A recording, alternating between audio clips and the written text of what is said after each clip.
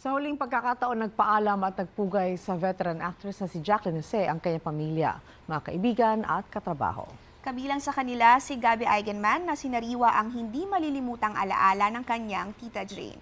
Narito ang unang balita ni Aubrey Carampel.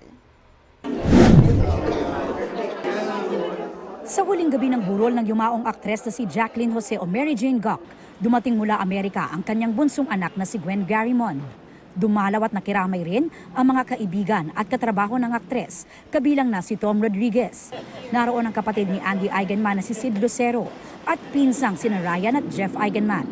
Inalala naman ng isa pang kapatid ni Andy na si Gabby Eigenman ang closeness nila ng veteran actress. Ako yung tumatakas kay Andy. Ako yung humihiram kay Andy, kay Tita Jane. Pag may family gathering ng mga Eigenmans, I would step up and represent na pag hiramin ko si Andy. Si Gabby raw ang isa sa mga unang tinawagan ni Andy tungkol sa nangyari sa kanyang nanay Jane at agad siyang nagpunta sa bahay ng aktres kung saan natagpuan siyang wala ng buhay. Namatay si Jacqueline noong March 2 kasabay ng birthday ni Gabby. Isa raw sa mga pinaka hindi malilimutan ni Gabby tungkol sa kanyang Tita Jane. How she was as a mother.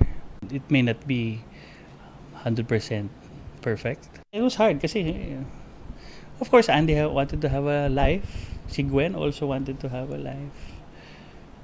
Hindi ba yun yung best gift na binigay ni Tita Jane? Kasi they learned how to be independent. Kinumpirma ni Gabby na isa sa mga pinag-uusapan ang pagdala ng mga abo ng aktres sa Siargao kung saan nakatira si Andy.